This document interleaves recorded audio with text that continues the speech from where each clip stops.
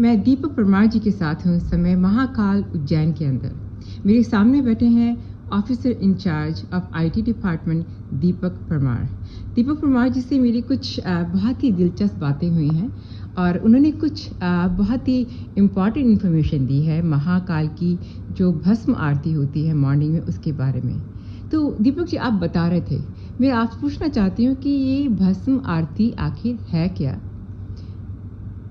Basically ma'am जो सुबह सुबह बाबा महाकालेश्वर की 4 बजे जो भस्म आरती होती है, ये एक नश्वरता और मोक्ष का प्रतीक है। पौराणिक कथाओं के अनुसार ऐसा माना जाता है कि उज्जैन शहर के अंदर दूषण नाम का एक राक्षस था और उसने काफ़ी आतंक मचाया हुआ था उज्जैन के अंदर। और जब उज्जैन के लोगों ने शिव जी से बाबा महाकाल से जब अपील करी, रिक्वेस्ट करी कि इसका वध करना बहुत ज़रूरी है, तो बाबा महाकाल ने दूषण का वध किया। वध करने के बाद में जब दूषण मरा तो उसकी जो भस्म है उससे उन्होंने अपना स्वयं का श्रृंगार करा। ये पौराणिक मान्यताएं हैं। तो बाबा ने क्योंकि उसकी जो भस्म है, जो ऐश है, उससे अपना श्रृंगार किया था, तभी से भस्म आरती की जो परंपरा है ये चलती आ रही है। और इसमें जीवन से लेके मृत्यु तक का जो एक लाइफ साइकिल है वो बेसिकली दिखाया जाता है।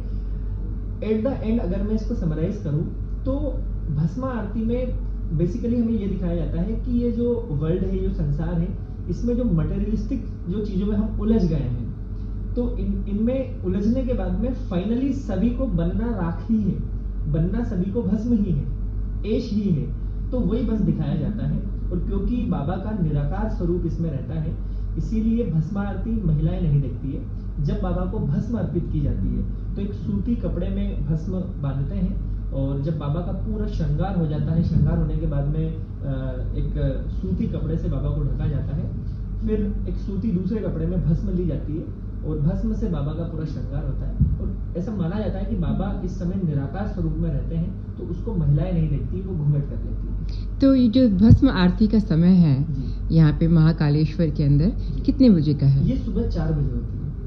कितने बजे तक चलता है? सुबह 4 बजे सबसे पहली आरती यही होती है। अच्छा। महाकालेश्वर मंदिर में अलग अलग समय पे अलग अलग कई आरतियां होती है, जिसमें सबसे पहली जो मतलब जो दिन की शुरुआत होती है वो बाबा को भस्म अर्पित करके जो भस्म आरती हमारी होती है, ये सुबह 4 बजे स्टार्ट होती है। मतलब बाबा का श्रृंगार इसमें शुरू होता है। मैंने जैसा कि कहा पहले भी कि निराकार स्वरूप में बाबा रहते हैं और फिर पूरा श्रृंगार बाबा का होता है। तो लगभग ये 90 मिनट्स तक पूरा, मैं ये एवरेज टाइम बता रहा हूँ कि लगभग 90 मिनट्स तक पूरा बाबा का श्रृंगार चलता है। और फाइनली एक जब श्रृंगार बाबा का हो जाता है, उसके बाद में फिर भस्म अर्पित करके और आरती जो है कि वो की जाती है। अच्छा, एक और मुझे आपसे क्लैरिफिकेशन लेना था कि मुझे पता चला था पहले कि भस्म आरती जो है शमशान घाट से जो सुबह 4 बजे जो जिनका दाह संस्कार होता है, उनकी एशिश से उनका श्रृंगार होता है। आपसे अभी मुझे पता चला कि ऐसा नहीं है, अब ऐसा हुआ करता था मगर अब नहीं। उसके बारे में बताएं। ऐसी पहले मान्यताएं थी, मैंने भी ये सुना है और ये मेरे अपने पर्सनल विचार है ये कि ऐसा पहले हुआ करता होगा शायद, क्योंकि मैंने भी सुना है ये, लेकिन अभी ऐसा कुछ नहीं है। अभी तो जो कंडे की भस्म होती है उसी से बाबा का श्रृंगार। अच्छा, तकरीबन कितने लोग एक दिन में इस मंदिर में आते हैं? मंदिर में तो अलग अलग समय पे भीड़ बढ़ती भी है, घटती भी है, लेकिन हाँ, अगर मैं एक एवरेज फुटफॉल की बात करूँ तो लगभग 1.5 लाख, लगभग 1.5 लाख लोग जो है रोज बाबा महाकाल के दर्शन यहाँ पे करते हैं। 1.5 लाख लोग? बिल्कुल। और मंदिर एवरी डे खुलता है? एवरी डे मंदिर प्रत्येक दिन खुलता है। सुबह जब भस्म आरती से शुरुआत होती है और रात को 10:30 बजे, मतलब समय ये वेरी करता रहता है अकॉर्डिंग टू सिचुएशन, तो लगभग 10:30 बजे बाबा की शयन आरती होती है, तो तब तक ये मंदिर पूरा ओपन रहता है। तो कौन कौन से दिन मुख्य हैं जब बाबा के दर्शन करने चाहिए? जैसे महाशिवरात्रि है या कुछ है, ऐसे कोई शुभ दिन होते हैं जो आप स्पेशल प्रोग्राम रखते हैं? हमारे हिंदू रिचुअल में सोमवार का जो मंडे का जो दिन है वो बाबा महाकाल के लिए हम बेसिकली मानते हैं। जी हाँ। तो सोमवार को काफ़ी अधिक भीड़ रहती है यहाँ पे। और इसके अलावा जो वीकेंड्स है उसमें काफ़ी दर्शनार्थी आते हैं यहाँ पे। डिवोटीज अलग अलग से इंडिया के, भारत के अलग अलग कोने से आते हैं। फॉरेन से भी लोग यहाँ पर आते हैं विजिट करने के लिए। इसके अलावा महाशिवरात्रि है। फिर एक नागचंद्रेश्वर मंदिर भी स्थित है जो साल में सिर्फ एक बार खुलता है। ये भी बाबा महाकाल का जो मंदिर है उसी के ऊपर 2nd फ्लोर पे उपस्थित है नागचंद्रेश्वर मंदिर।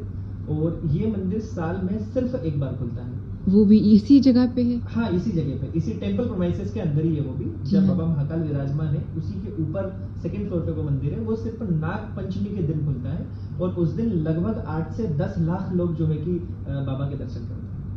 8 से 10 लाख? 10 लाख लोग जो है नागचंद्रेश्वर मंदिर में आके बाबा के दर्शन करते हैं। और वो साल में एक बार होता साल में है? एक बार खुलता है। वो होता है महाशिवरात्रि के दिन? नहीं, वो नाग पंचमी के दिन। नाग पंचमी के दिन। महाशिवरात्रि के दिन भी काफी मतलब लगभग 3 से 4 लाख लोग दर्शन करते हैं। हम्म। और सावन का जो महीना है, जी हाँ। हिंदू धर्म में हमें सावन का जो महीना है बड़ा ही पवित्र महीना माना जाता है। हम्म। तो सावन में लगभग 2 से 2.5 लाख लोग रोज बाबा के दर्शन करने आते हैं। हाँ, मैंने देखा है कि आपके जो मंदिर में मैंने पूरा टूर लिया था कल। अच्छा। देखा आपने पूरा शिव जी की काफ़ी खूबसूरत तरीके से आपने स्टैचूज़ बना रखे हैं। आपने शटल सर्विसेज भी दी हुई हैं सीनियर्स के लिए।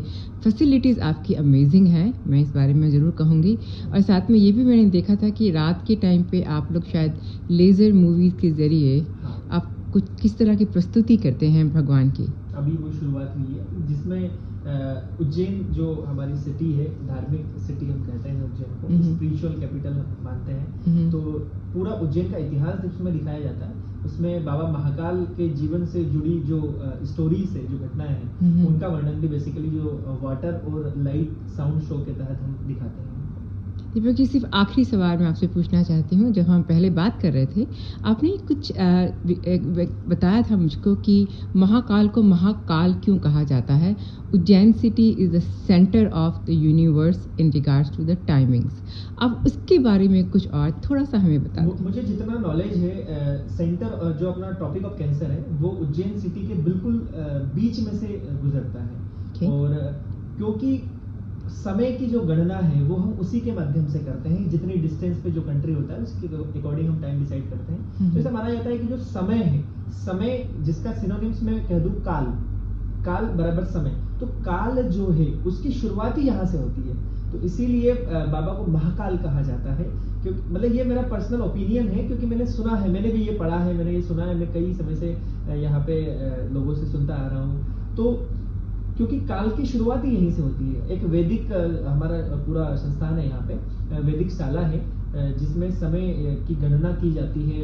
और एक अलग आपको वहाँ पे जब आप जाएंगे, विजिट करेंगे, तो आपको पूरी चीज़ें वहाँ पर वो बताएंगे कि किस तरीके से जो पृथ्वी जब घूमती है तो नाभि चक्र और ये सारी गणना वहाँ पर जो है वो बताते हैं। कहाँ है वो स्थान? उज्जैन में स्थित है। उज्जैन में कहाँ? वैदिक शाला जब आप बड़नगर के लिए जाएंगे तो बीच में हरि फाटक ब्रिज से आगे आप जाएंगे तो वो स्थान आपको पड़ेगा। ये इन्फॉर्मेशन आपकी वेबसाइट पर है? हाँ, वेबसाइट पे अवेलेबल है। आपकी वेबसाइट का एड्रेस आप एक बार फिर बताएं जरा हमें। www.srimahakaleeshwar.com। धन्यवाद, आपसे बात करके बहुत ही अच्छा लगा। और यहाँ आके मुझे खुद को ऐसा महसूस हो रहा है कि मैं खुद सेंटर ऑफ द यूनिवर्स में हूँ। और आपने जो इन्फॉर्मेशन दी है शायद मुझे कहीं ढूंढने से भी नहीं मिलती। तो आपका बहुत बहुत शुक्रिया। Thank you so much. जय श्री महाकाल। जय महाकाल।